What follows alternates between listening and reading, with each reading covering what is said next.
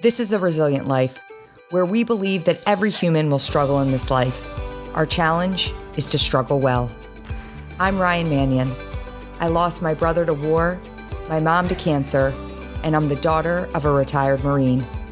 I'm also a wife, mom, author, and president of one of the nation's leading veteran service organizations.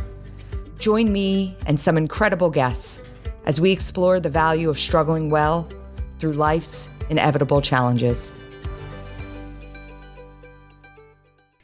Welcome to another episode of the Resilient Life podcast. I'm very excited to share with us today's guest, Dan Bailey. And let me tell you a little bit about Dan before we kick it off. Dan is was a former Division I sprinter at Ohio University and a 5-year individual CrossFit Games veteran, finishing within striking distance of the podium in each of his Games appearances, including 4th in 2015. He's a winner of the 2011 Reebok CrossFit Games Worldwide Open and a perennial fan favorite. And Dan earned the Distinguished Spirit of the Games Award in 2015. Since then, he has continued to be a staple in the CrossFit community and has used fitness as a platform to connect with and train with people worldwide. Welcome to the Resilient Life podcast, Dan. Thank you guys for having me on. I appreciate it. Yeah, looking forward to this conversation. And so like I was sharing with you before, I've been following you on Instagram, and I love your journey. I love your fitness journey. And what I love about it is, living in Columbus, Ohio, you have a very rural, it seems like all your workouts take place in a barn. Whenever you're running outside, it's like beautiful farmlands. And there's definitely a sereneness to what you're doing, but it's very conflicting with the intensity of how you train. And I'd love to know, starting off, were you born competitive? When did you first recognize that you had the ability to push yourself to physical limits? And, that's not something that comes naturally to everyone. Yeah, I was definitely born competitive. I grew up with an older brother. He was almost two years older than me. So, it's almost unavoidable that those situations, competitive situations just come up. You always want to beat each other in everything. And then that gets carried into when you go to school and those things. And I don't know how young I was when I started to figure out that, like, I was just faster than everybody else. Like, I could just beat everybody at tag, or it just kind of came effortlessly, like outrunning people for different things. And so that became part of like what carried me into sports and being competitive in that way. I never wanted to lose a race. I hated losing, didn't handle losing well at all. Like, I'd cry when I'd lose when I was little. Like, I was like a sore loser, those kind of things. So, yeah, I think that was just something that was kind of born with. And then it definitely got pushed to the limits with an older brother and competitive sports in school. And so you were a Division I sprinter. And I love that because, all 3 of my kids, they all play sports: soccer, lacrosse, basketball, a little bit of everything. But one of the things that my husband and I have done with each of them is the first thing that we entered all 3 of them into was cross country, because we thought it was just such a great sport. You can put them in. Our oldest, we put her in at like 4 years old. It was like, all right, go do cross country, and our oldest ended up being pretty good and went and was pretty competitive in it. But like our 6-year-old now, he's in his first year of cross country, and he is not the fastest, but he's super competitive. And I love that it's this sport where you can kind of challenge yourself. It's like, it's all on you, right? So, right. And it's such a fundamental thing for anything else they're going to go on to do. How did you, obviously you knew you were fast, but how did you decide that was the path you were going to go as a sprinter? Just having success, it's like those little things, like you mentioned. It starts with tag, it starts with a game of basketball, it starts with these little things. And then, okay, yeah, I want to go run track. I know I'm pretty fast. And then not only do you start beating your peers, but then you start beating kids from other schools, and you start, getting more attention, I guess, for those things. And you start realizing like, oh, okay, like I can be really good at this. And, anytime you you get a win, it feels good to win. So like if you win a race here or there and start doing well, you start figuring, I should dedicate some time to this. I could be really good at this, that. And I had phenomenal parents. I had great mentors. I had great coaches who pushed me and put me in the right positions to do those things. So I think right around my sophomore year in high school, I came out for like an opening meet in the year, and obviously it's in Ohio, so it's freezing cold in the spring. The track meets are miserable at the start of the year. But I think I long jumped something like close to 21 feet as a sophomore in high school. Wow. And I tore my quad a little bit when I did it, so that was almost kind of the end of my season at the very beginning of it. I spent the rest of the season trying to recover.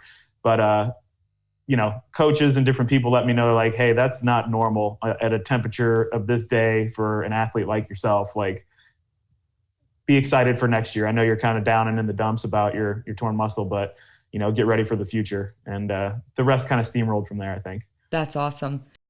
So while you're pursuing your sprinting and track as an athlete in high school and college, obviously CrossFit doesn't come into play, but is lifting, strength training, is that a part of what you're doing?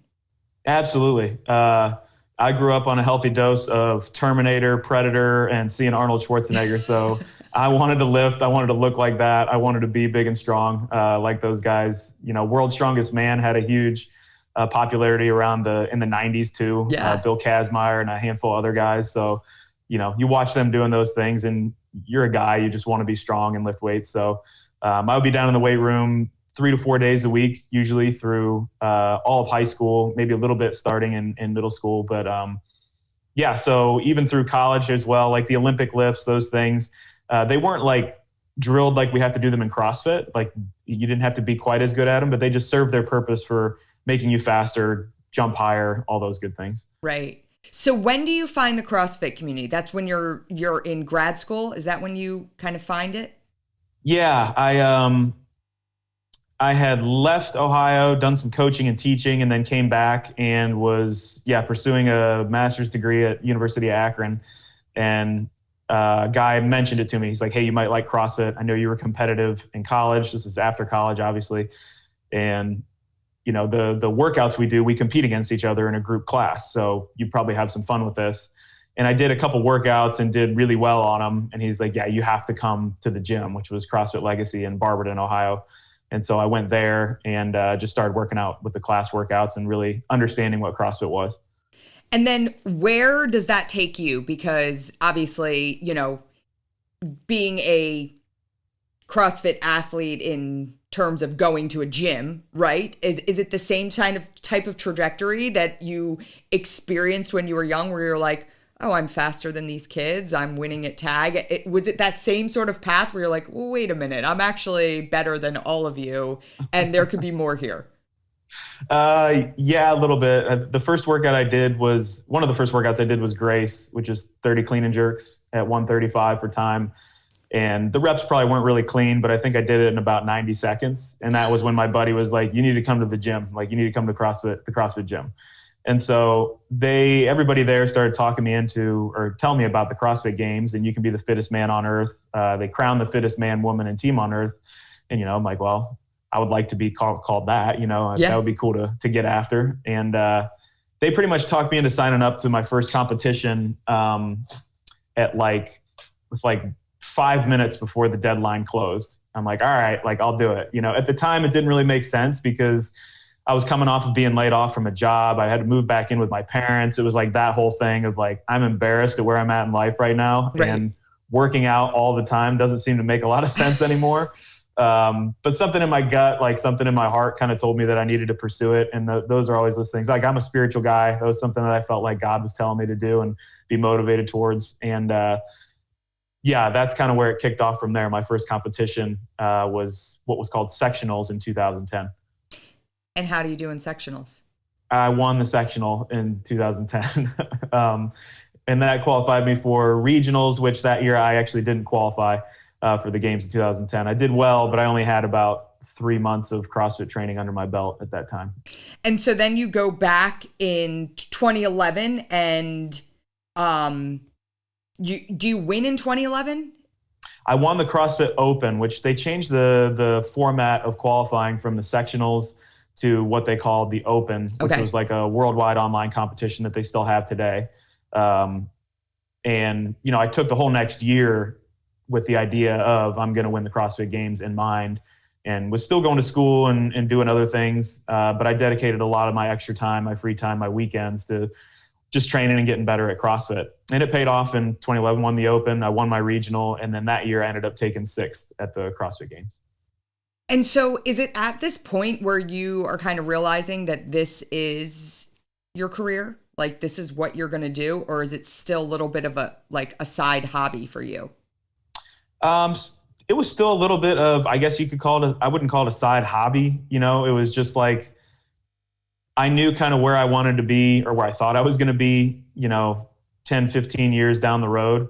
But I made this the top priority on top of other things, I guess. I was always learning something else or going to school or trying to pursue something else with coaching, and basically in a way to help other people as well as be an athlete. But yeah, after 2011, like some opportunities started coming my way with companies wanting to get involved with sponsoring you and like helping you be the fittest man on earth and all those things. And I'm like, okay, wow, this has a lot of potential here. And I love the sport. I love the people. I love the community. And no matter how I was going to be involved, I'm like, this is what I want to be involved with. And I heard that I actually read somewhere that you said that, it was like a matter of 2 years that you found CrossFit, then successfully competed in the CrossFit Games. And then next thing you know, you're training with Navy SEALs.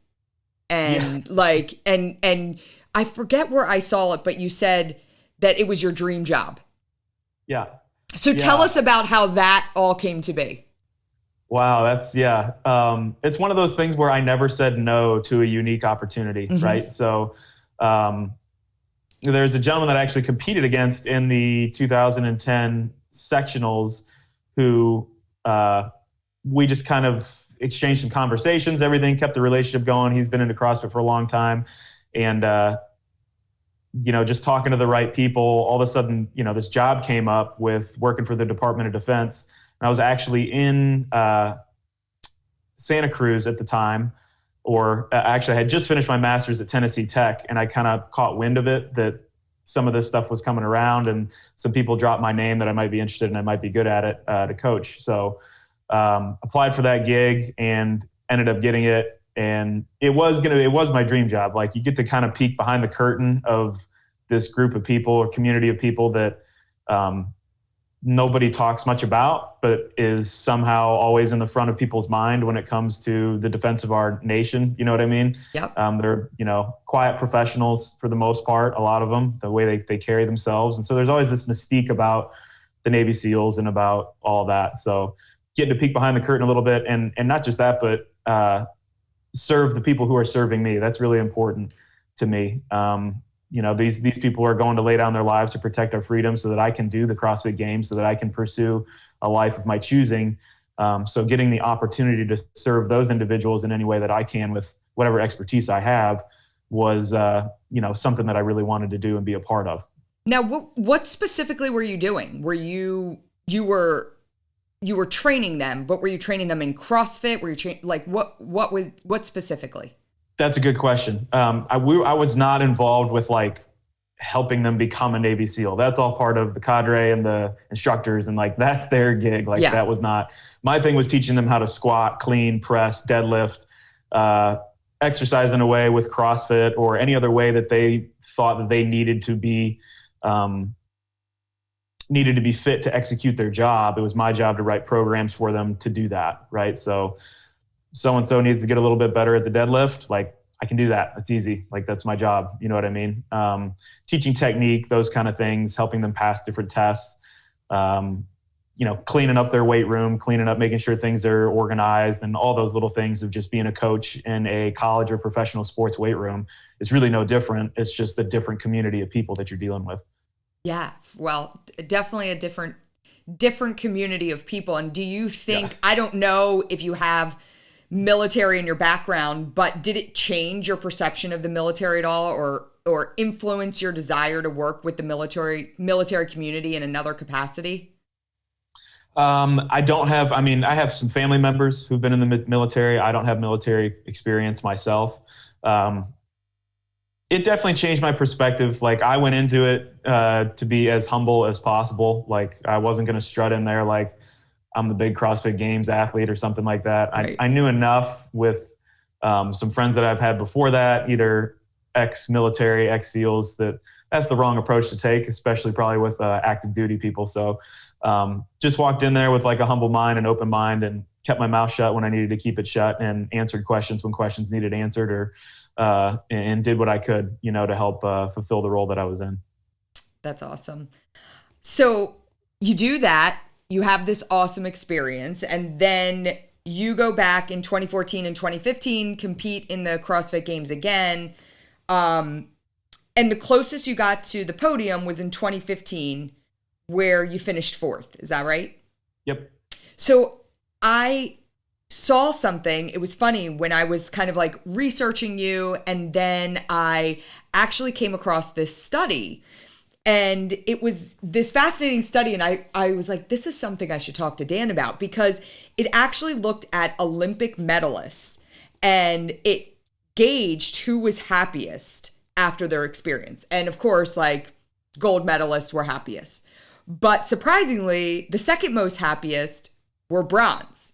Because the silver medalist kind of the idea was almost like, I almost made it to gold, but I didn't. And then the bronze finishers were like, I almost didn't make it on this podium. So, they were elated. And, I mean, you're putting in all this time and energy. And I mean, first person like me, it's like, oh my gosh, you competed in 5 CrossFit Games and earned 5 top 10 finishes. That's incredible, unbelievable. But for a person like you that's living it, like, how did you feel about, getting to fourth place? Was it this like sense of accomplishment, or did you feel like you left stuff unfinished out there? Yeah, to answer that question, we're going to rewind a little bit.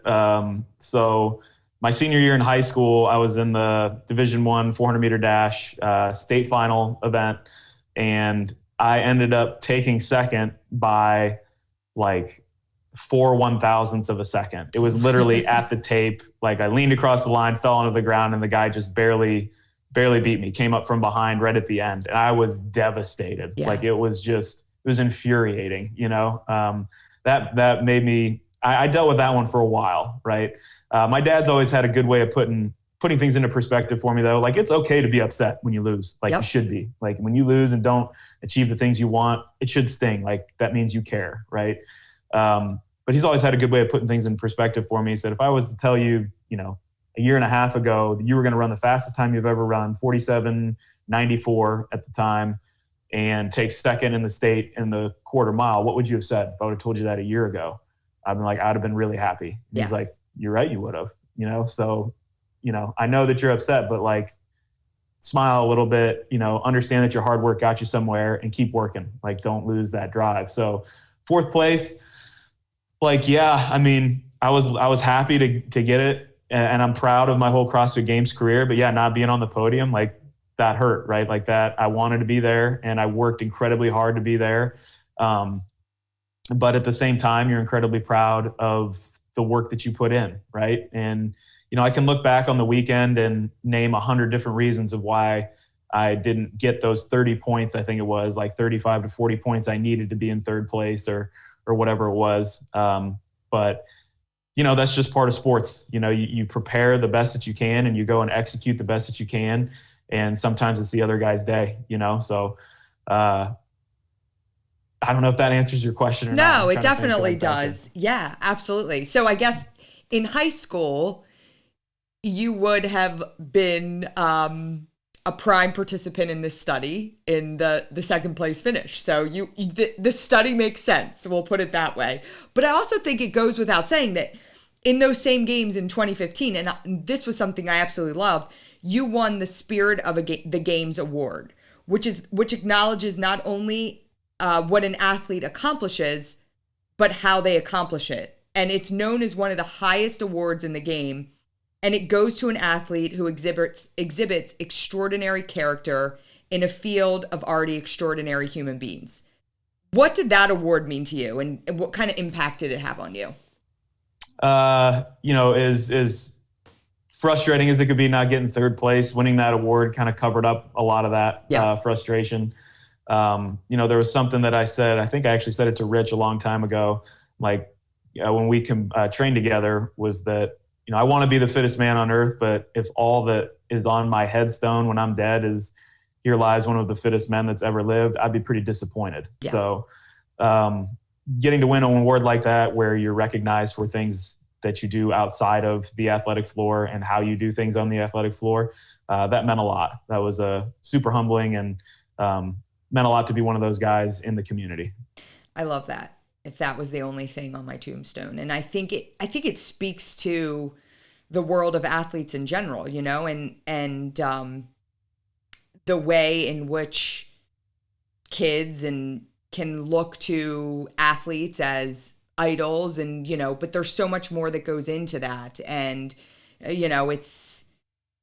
it plays a lot into their character too. It's not just can you score the most points, can you be the fittest person, can you do this, what else is the substance of that man or woman? And I think that's what I always try to drive towards my kids in looking at who they're looking up to, I should say. And I always pare it down to this: is it someone you admire, you respect, right? And so there's a lot more into going into a person being your idol, like outside of just their accomplishments on whatever athletic field or it may be. Like, do you respect them as a person?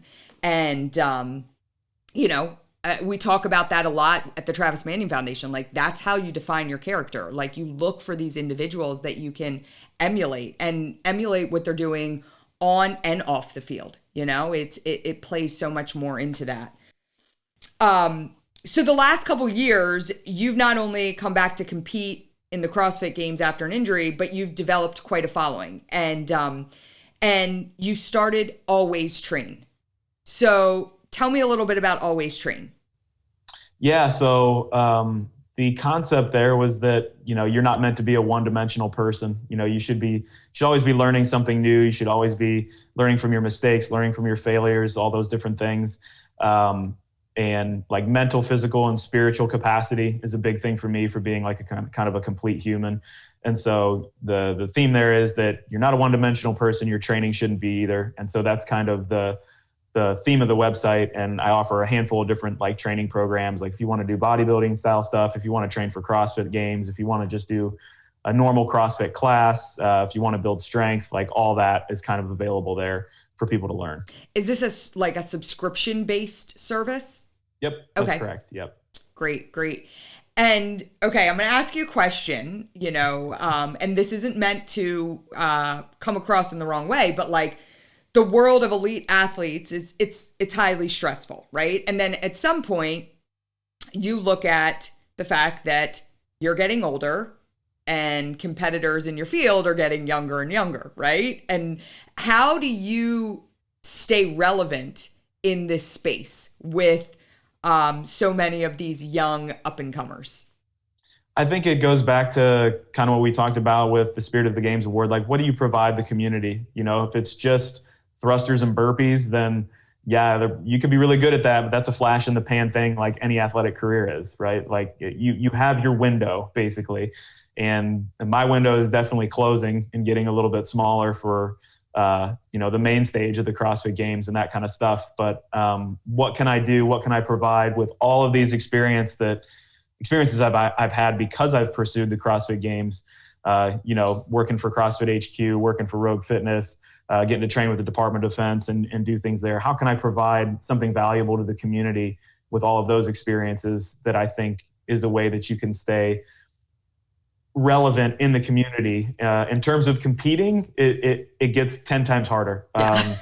You have to train way smarter. You have to eat smarter. You have to recover smarter. You have to dial things in even better on all of those different levels in order for your body to stay in tip-top shape, especially after having a handful of surgeries like I've had. Like, I really have to, it's basically like if you want the same amount of fitness level that you were going to get in 6 months when you were 27 to 33, now plan on that being 10 months to a year, because you have to stretch it out further to make those gains. You can't work out as quick. You can't make the big jumps that you used to make before. So you just have to become that much more clever with spacing things out, taking your time, and making sure you don't have any setbacks. Yeah, no, it's funny because I actually went out. The Marine Corps Marathon was virtual this year, and I'd signed up. I did it last year, trained very well, followed my training plan, and had a great marathon, right? And I'm like, all right, I'm 40 years old and I can still do this, right? I actually beat my time that when I ran it at 27. So I was like, okay, not too shabby. And then this year I signed up for the marathon. The marathon goes virtual. And I don't know. I mean, I guess I just was like, well, I'm still going to do it virtually, but I didn't put in, I don't even want to say I didn't put in adequate training. Like I put in zero training and got out on Sunday and just thought I could like run a marathon and I'd be fine. And it was a extremely painful situation that reminded me over and over of my age, and that lack of training was not an option anymore for things that I would do stupidly when I was in my 20s. You know, it wasn't there anymore. So I totally get that. But it was a good reminder that, you have to put in the time, you have to put in the effort, you have to put in the training. I had the benefit of, there's some great people out in Ireland that run an event called Filthy 150. And they invited me out to the event, and you can qualify for the games through this event. And they're like, we know that you didn't do the qualifier, but we just want you there. We like who you are in the community. We want you to compete. And I'm like, okay, I'd be dumb to turn this down, because it's a trip to a place I've never been before. I get to get back out on the floor and everything. But there was that bug in the back of my head, like, you sure you're ready for this? Like, you sure you're like going to be okay to do this? And, I got fired up around it and, put on the competitive hat again and went out there and did great. Like the first 2 days, in my opinion, for myself, for where I was at, like did great. Probably the first day and a half. And then like the second half of the second day, and when I woke up on the third day, I'm like, oh, you are not ready for this. Like you are not in this kind of shape again. I could feel it. I'm like, yep, those guys out there the young bucks, and actually Justin Medeiros, he won that event, who just took, I believe it was third at the CrossFit Games this year. Those young bucks, I'm like, you got to put in a lot more work if you want to run with those guys again. Yeah, so it was a humbling experience, but also a fun one. That's awesome. So I have to tell you, one of the things I shared with you that, and we'll talk a little bit more about your connection to the Travis Manion Foundation, and that's why I've been following you for a while. But I actually, leading into this interview, I just discovered, and I don't know how, I guess you don't really, I don't know, I missed it somehow, but I just discovered Danny Broflex. Oh, yeah. And I was even looking at it this morning. I was cracking up. And so, I mean, you can probably tell it better than me, but like Danny Broflex is, I don't know, explain who it is. It's your alter ego, but I mean, it's a way at, I guess, poking fun at the fitness community a little bit. And tell us the idea behind, well, first tell us who Danny Broflex is and the idea for that and how it came up.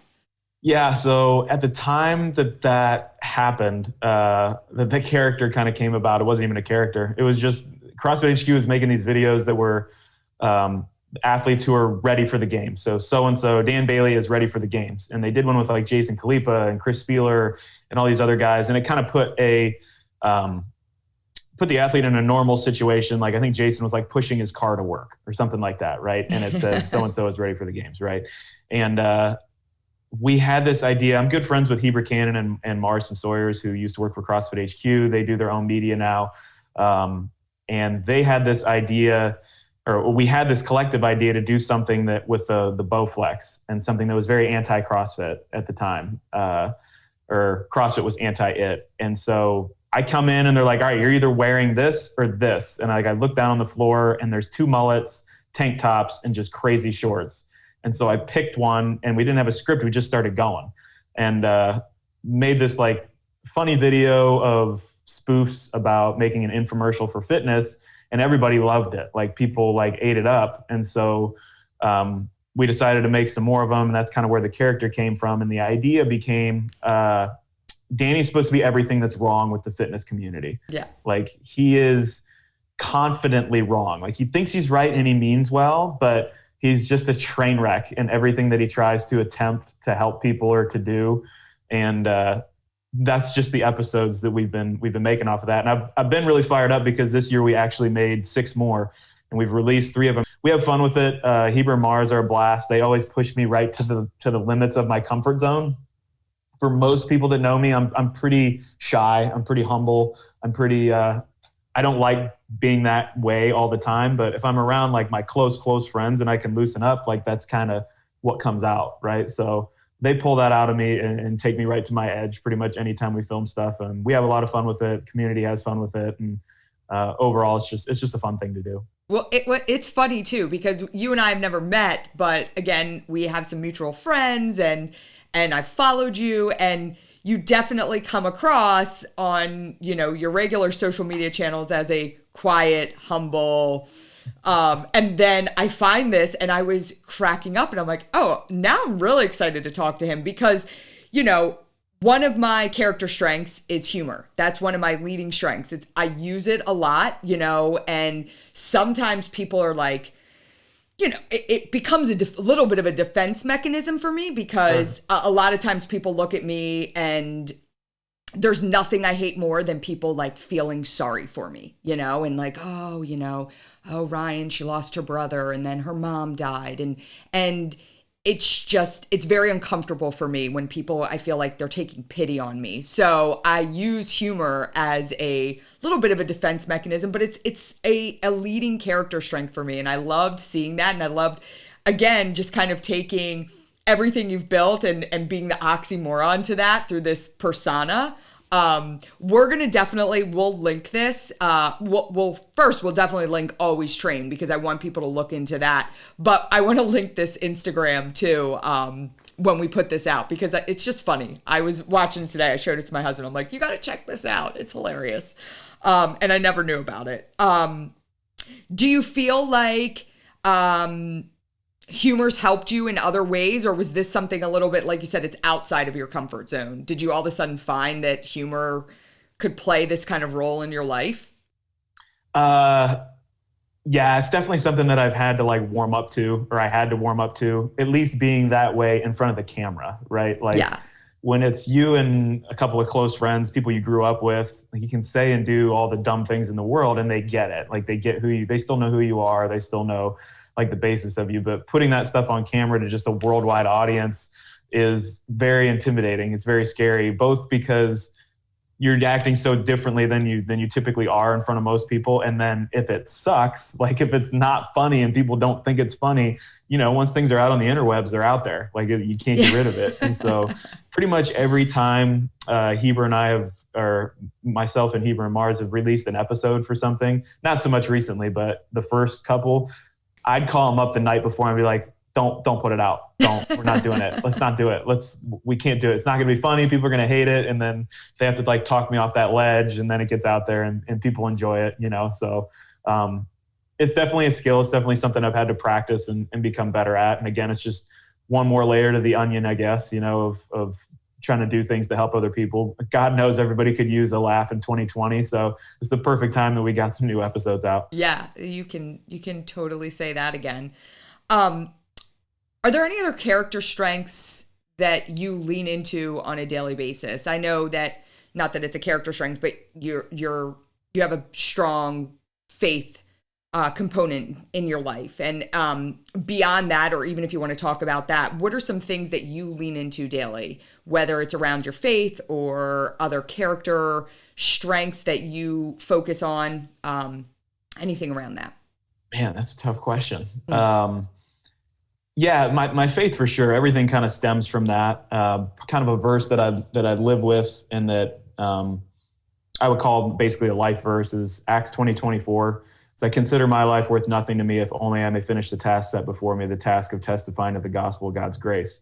So by saying those words, it's like, if I consider my life worth nothing to me, then I can almost do anything, or I should be able to do anything. I should be able to put myself second to whatever it is that I need to accomplish for whatever goal that I want to accomplish. So sometimes your wants, your needs, your ability to want to be comfortable, or your ability to just want to be lazy, whatever you want to call it, all that stuff gets put down because I have these other talents, these other gifts, these other things that I need to work out to the best of my ability. Not only for my own success, but again, they're just things that I can use to help other people. So kind of taking that responsibility on, that everybody has a circle of influence on some level, and everybody has purpose. So it doesn't matter how many Instagram followers you have. It doesn't matter how many, if you actually like drew literally a circle of influence around, let's say The Rock, that's a great example. He's got however many, everybody in the United States following him, right? Yeah. Basically. In the world. Right, the world. But his circle ends somewhere. Right. Like his circle of influence ends. There's an edge to it somewhere where somebody else has to pick up, right, to keep people on the right track, whatever you want to call that.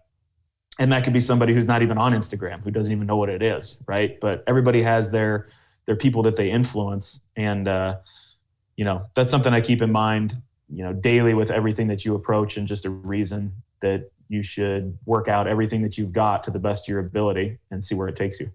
I love that. I think about that a lot too, because, again, the role that social media plays in all of our lives, from young kids who are growing up, just not knowing anything else, to people like us that use it as a professional platform to some degree, right? And then,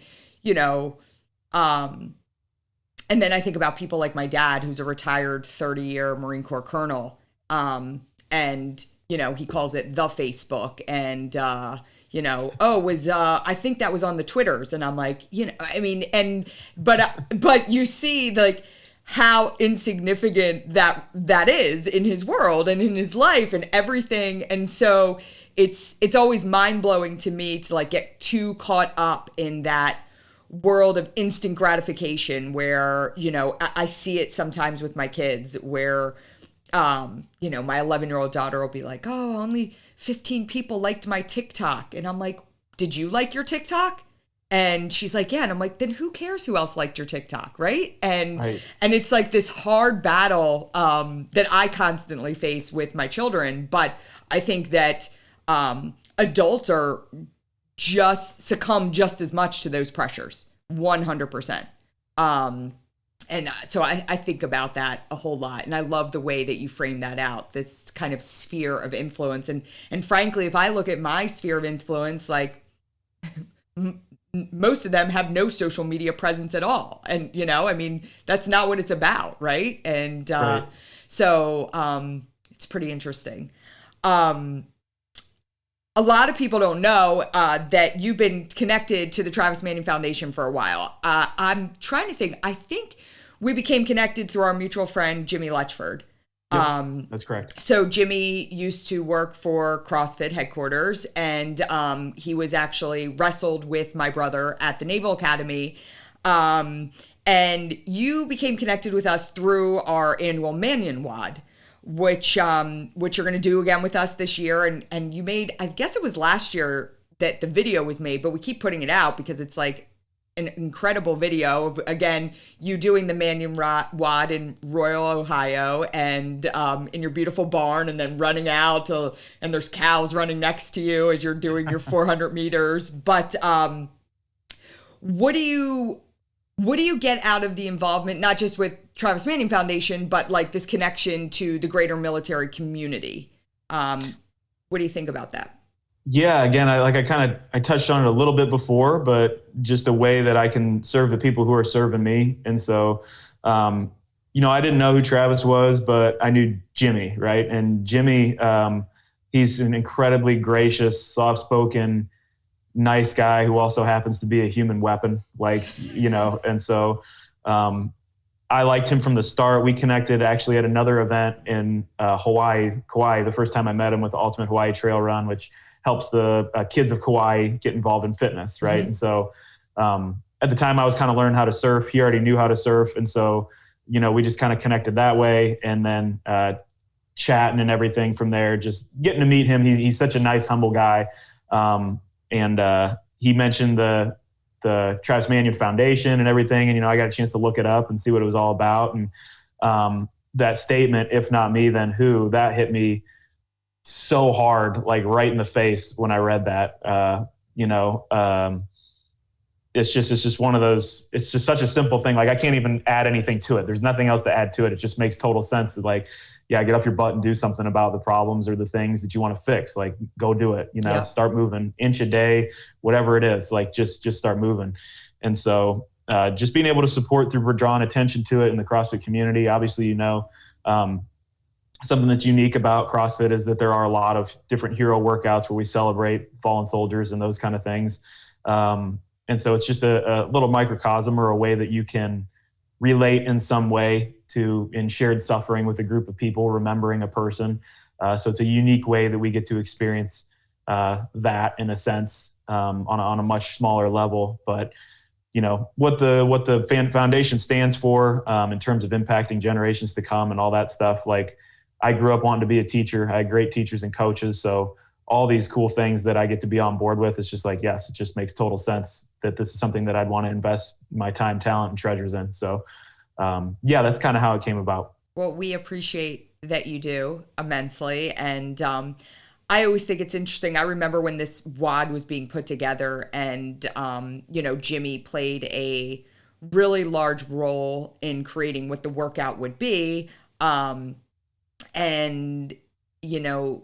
I remember him saying, this is going to be really heavy on the legs because Travis had like legs like tree trunks, and like that was where his strength came from. And the first time I actually did the Manion WOD was with Jimmy. I did it with him at the Naval Academy with a group of midshipmen at their CrossFit gym that they have on campus there. And there wasn't a second that you could feel sorry for yourself. And I think I love the beauty of what the Hero WODs represent, because we're all there for every single one to honor a fallen service member. And it doesn't matter how hard they are. And I would say arguably the Hero WODs they're hard.